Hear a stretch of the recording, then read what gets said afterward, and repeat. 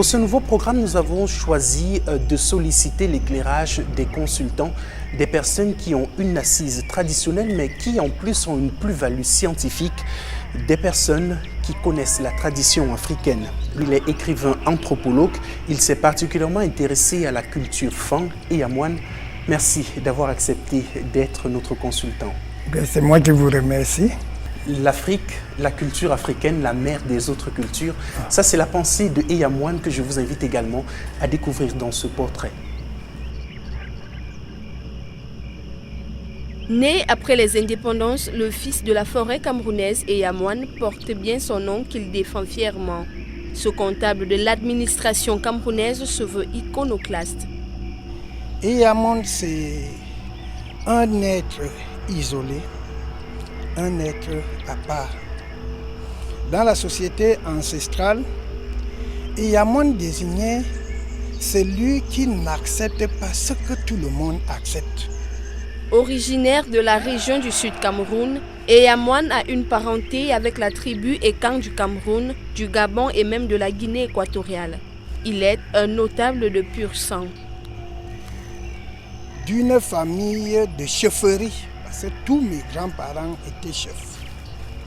Avec un parcours scolaire et académique fourni, le comptable de l'administration est contrarié par les effets de l'administration coloniale. Aujourd'hui, il fait un choix. J'ai passé plus de temps avec mon grand-père qui m'a enseigné la vie, qui m'a donné une éducation de la vie.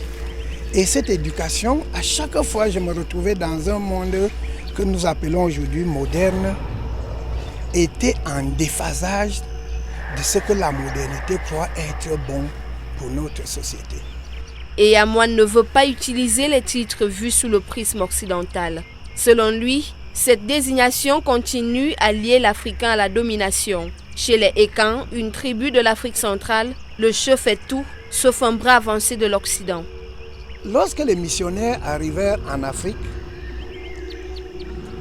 ils avaient la Bible, nous on avait nos terres. Il nous a appris à prier les yeux fermés. Quand nous ouvrîmes les yeux, ils avaient nos terres et nous leur Bible.